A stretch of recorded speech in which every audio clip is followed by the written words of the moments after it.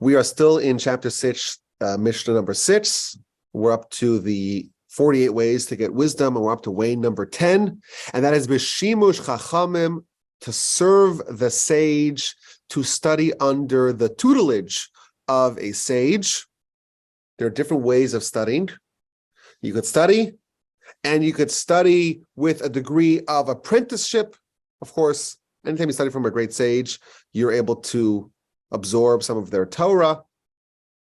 But we're told that there's a very deep form of study that's not called to learn, limud, to learn, but shimush, which means to serve under the sage, to serve under their tutelage.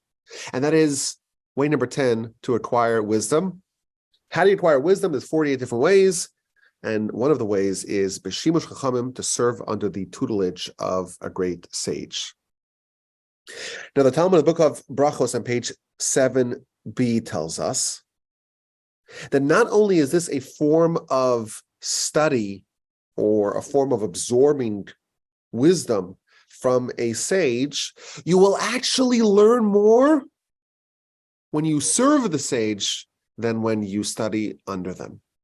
So this concept of serving under the tutelage of a great sage, that is something which is not just an ancillary side point, it's actually where the bulk of the wisdom will be transmitted, not in a formal setting of a scholastic environment, but via the tutelage of the disciple, the apprentice, to the master.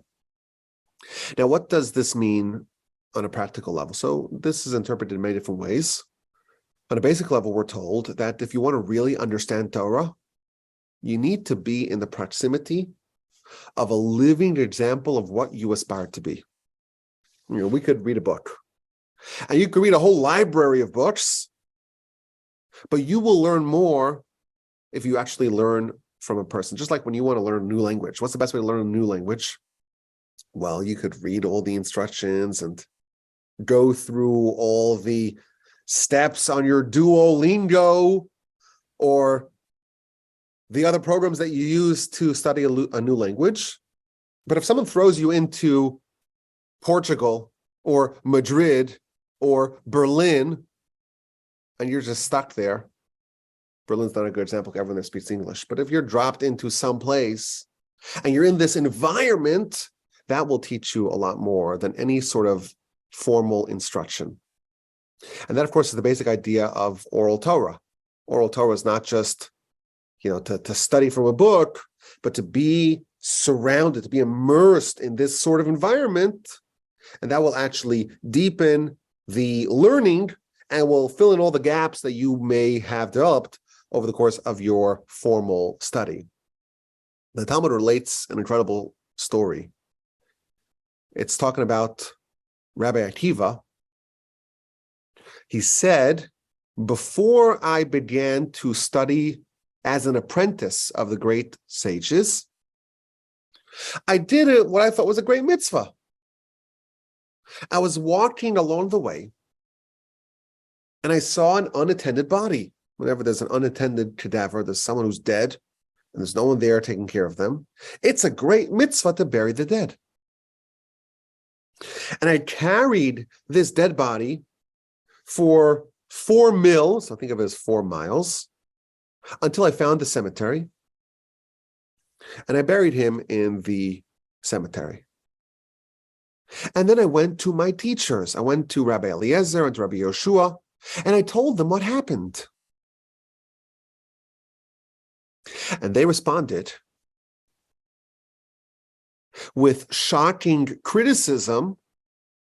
And they said, for every step that you took, it's like you were a murderer. Why? Because you should have buried him right away in the place that you found them. Because when you find a dead body, they acquire that space and you can bury them right away. And Rabbi Akiva said, how did I make such a mistake? I wanted to do a mitzvah. I wanted to do the right thing. And I made a mistake. All the more so when I don't want to do the right thing. Imagine how many mistakes I will make. At that time, I committed to never leave the area, the proximity of my teachers. And then Rabbi Akiva, he taught, someone who does not spend time under the tutelage of a great sage, they are guilty of a capital crime. This is the story the Talmud tells us, and it's, of course, really shocking, because Rabbi Akiva is carrying a cadaver by himself for significant amounts of time, and he's bringing him to the cemetery. This is tremendous kindness with amazing self-sacrifice and dedication, but for every step he was guilty. Why? Why was he guilty? Because he didn't know what to do in this particular situation. Why did he not know what to do? Because he spent insufficient time under the tutelage of a great sage. And this is what is being told us over here. If you really want wisdom, you can read all the books in the world, but spending time with a real sage will supercharge your advancement and your growth, and you'll absorb Torah in a much deeper and fundamental way, and you'll add yourself to this glorious chain that goes all the way back to Sinai, and you'll bond with this chain of transmission in a way that will really fundamentally elevate you. And this is part of what happens in a yeshiva. In a yeshiva, it's not just a room with a lot of books that everyone's studying on their own.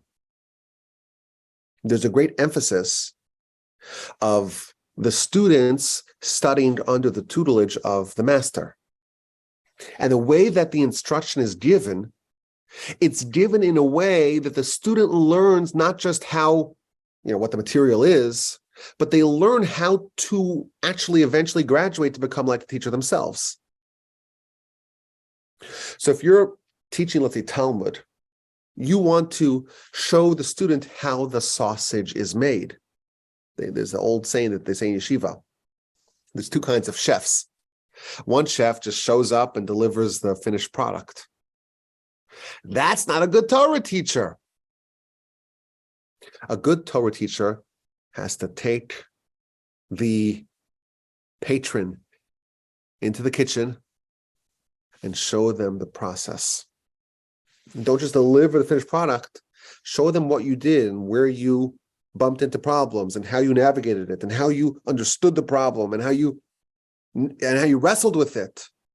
And eventually, what led you to your conclusion? Give them the nitty-gritty so that way they're not just informed and educated, but they're really trained. And they know what you're doing and they know how to do what you're doing so that they too can transmit that to the next generation. So part of this idea, it's not just to study, it's to study how to study. It's to study how to teach. It's to study how to continue this wonderful transmission. But there's another component to the principle of tutelage, and that is that there's a lot of parts of Torah that cannot be studied from a book. How does a person live? What are the decisions that a person makes? What are the priorities? How do you navigate problems? There is Torah in how to live. And of course, you can maybe study that if you read between the lines, but you have to read between the lines. You have to read the white part, not just the black letters of the page. There's an old saying that although the Shulchan Aruch, the code of Jewish law, is comprised of 4 major sections, there's actually a 5th section that's not written down. And that's transmitted from teacher to student. And what's that? Those are all the intangibles, all the things you can't just write, you have to witness. And that is what really transforms and elevates the students. So it's all these subtleties, things that you can't even put into words. That is what is referred to here as tutelage. The great Rabbi Chaim Shmulevitz, he was the head of the Mir Yeshiva, which is the largest yeshiva in the world, and he was a student of Rabbi Yerucham Levovitz, who incidentally was my grandfather's primary teacher. And Rabbi Shmulevitz, he used to say, he would tell his students, he says, why am I so much more intelligent than you? He was a great, great, great genius. But he tells students, why am I so much more developed than you? No one spent more time with Rabbi Yerucham than me. For 6 years, I spent the entire Shabbos with Rabbi Yerucham every week. And the whole week, the whole Shabbos, he would not stop talking and instructing and teaching and elevating. And you may think the reason why I'm so much more developed than you, it's because that I studied with Rabbi Yerucham more than you did. But that's not the reason. The reason why I'm so much more developed than you, and you have to understand who this person was to understand the context of what he's saying, is because I went with Rabbi Yerucham to the beach. I saw him in situations that none of y'all ever experienced. And he taught me how to live. And I was able to see him up front, not in a study context. I really was able to be reared under the tutelage of Rabbi Yerucham more than anyone else. And that's why I was more developed than everyone else. The Talmud talks about some really crazy stuff that happened between teachers and students. The students really wanted to learn everything from their masters. And it's even, you can't even talk about it, because they went to such extremes to study under their teachers. The Talmud records 2 stories. You say this, it seems so inappropriate. 2 stories of students who followed their teachers into the washroom. Why? I have to know what's the proper way to do this? What's the proper way to use the washroom? And then when the teachers caught the students, what are you doing here? They responded, this is Torah, and I need to study it. Torah is not just the formal instruction. It's learning how to live, how to be elevated in every area of your life. This is Torah, and this I need to study. And then it records, and again, this takes it to an even crazier level, of one student who snuck into his teacher's bedroom to witness how the teacher interacted with his wife. And then when he found him, he says, what are you doing here?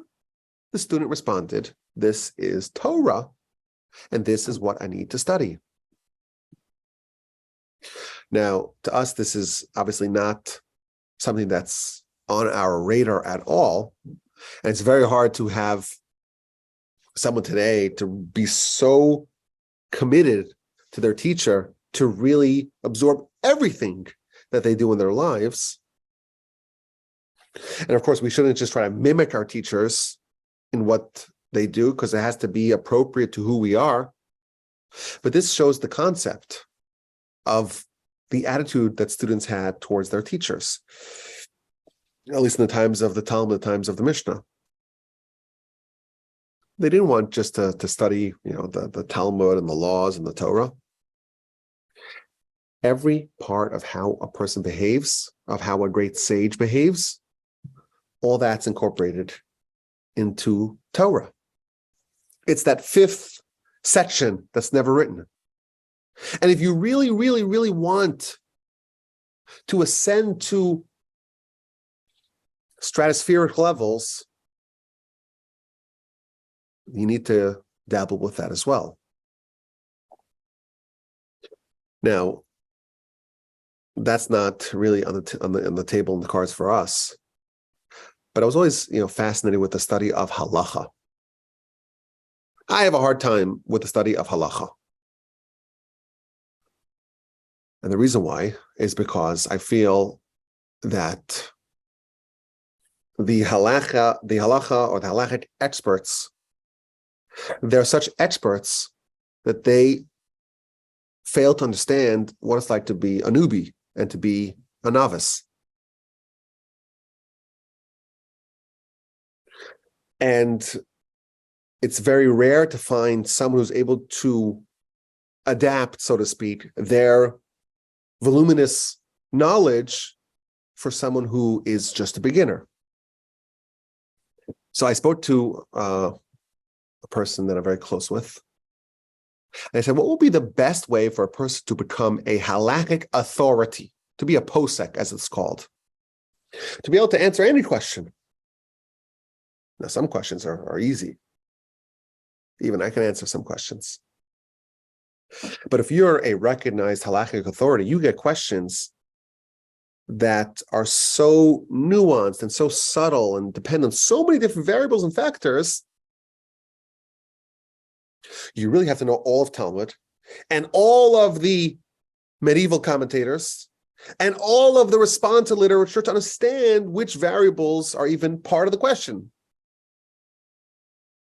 And then you have to render a ruling. How does someone become a posek, a halachic authority? So he told me, he says, the way to do it is like this. You take 3 months of your life and you shadow an existing halachic authority. Because over the course of 90 days, all the questions that ever come up will surface. You'll encounter all the questions and you'll see how they analyze, how they navigate, how they dissect a question. You'll be an apprentice. You want to be a halachic arbiter? Be a halachic apprentice. Be an apprentice to an existing arbiter. That is the tutelage. Learn to emulate what they do.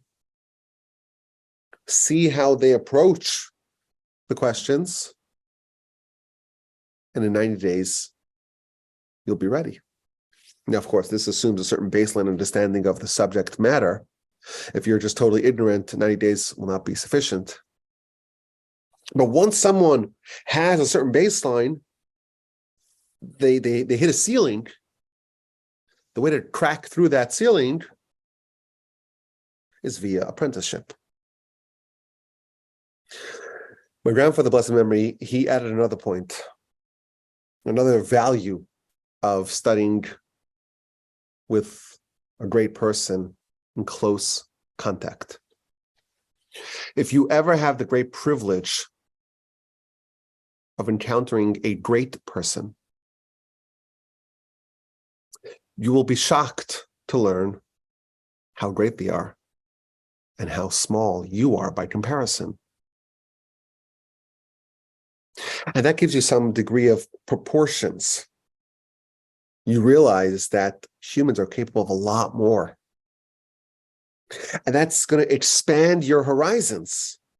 You have now been introduced to a very similar species, one it's really rare. It's a human who really developed all their potential. It might as well be a different species because you don't know anyone like that. Ordinary people. Ordinary people are mediocre. It's extraordinary to meet someone who's really great. But once you meet that and you're like, how's that possible? I don't know anyone else like that. You've now unlocked the next level of your growth because now you have a living model of what you also can become. And you realize how small you are but you at least know that you're not mandated to remain that small. You have met a person with really the same tools that you had, but they really made the most of it. And they've used all the gifts that they had and became great and big, and you could do that. You could do that as well. My grandfather, blessed memory, wrote an incredible essay on this subject, and I want to read parts of it to you. One of the hallmarks of my grandfather's life was the fact that he always had someone who he assigned as his Rebbe, as his teacher. And when his teacher passed, he found a new one. And even when he was in his 80s, he found someone that he can say, this is my teacher. The Mishnah tells us, Aseh l'charav, make for yourself, assign for yourself a rabbi, a teacher. And what if you don't have one? Well, find one. And what if they don't want to be your teacher? Assign them as your teacher. It doesn't say get their approval. Make it for you. It doesn't say that they should accept you as a student. Find someone and say, this is a person that I look up to, and this is a person that they're now my teacher. And when he was in his 90s already, he had a teacher who was 15 years his junior. But he subjugated himself to him. Why? Because that's what you're supposed to do. So this subject was a subject that he had a particular affinity for.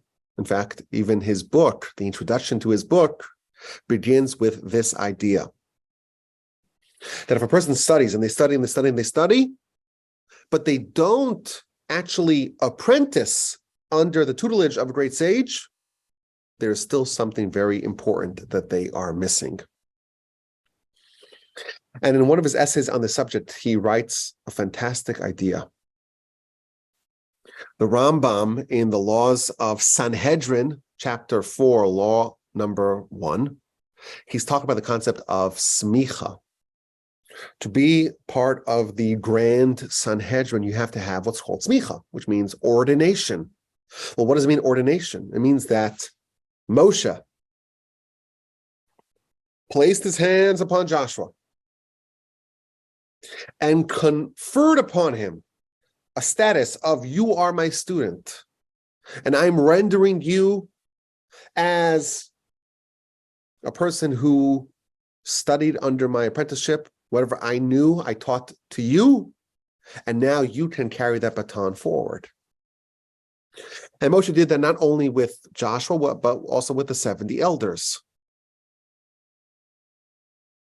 And those 70 elders, they confer this ordination onto the next generation, and the next generation to the next generation, so on, generation to generation,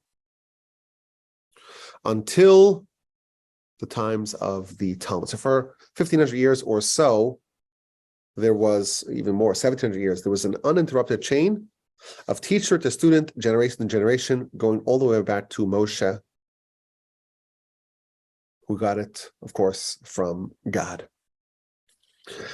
And this line of smicha, of ordination, was uninterrupted until it had to end, but it will be restored with the Messiah. But the Rambam, it's interesting, he adds a few extra words in this description of the conferring of the ordination of the smicha. Rambam writes that Moshe also bestowed upon them prophecy.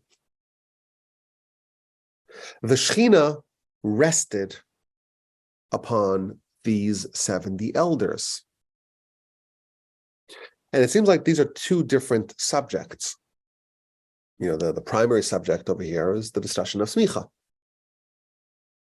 And somehow the Rambam seems to conflate it with the other subject, and that is prophecy, or the presence of the Almighty's Shechina upon these elders. Evidently, these are connected. What do we mean when we talk about this chain of transmission? Moshe to Joshua and the elders and generation to generation. The Rambam seems to imply, says my grandfather, a blessed memory, that a connection that Moshe had with the Almighty, not just the Torah, that was also conferred with the smicha to Joshua and to the elders. And the principle of smicha, of this ordination, is this, so to speak, idea of the presence of the Shechina upon the next generation.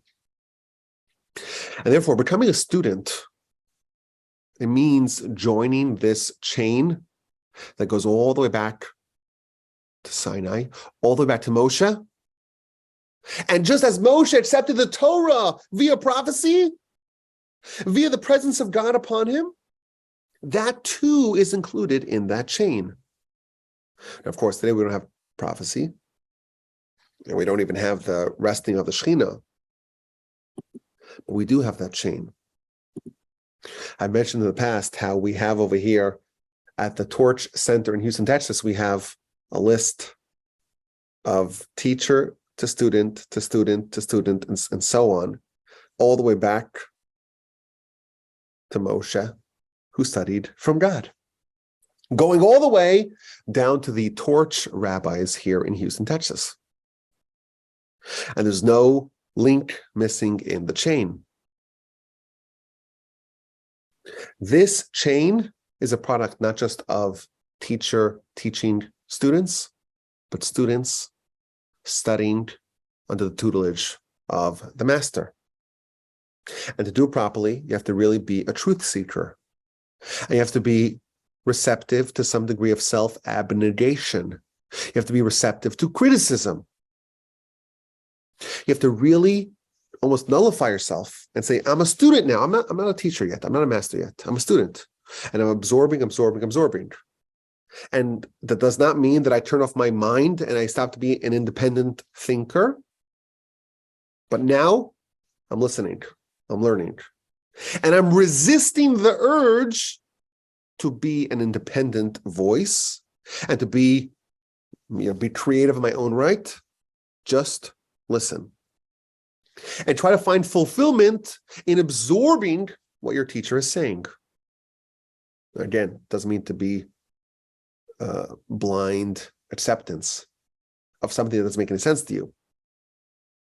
But with broad and deep understanding, and of course, wrestling with what you're learning and seeing if you can really understand what the message is being conveyed, that is what is expected of someone who wants to study under the tutelage of a great sage. And only a veteran student who truly apprenticed under the tutelage of a great sage, only such a person can become an authority of their own, can actually link themselves to this chain. My grandfather himself,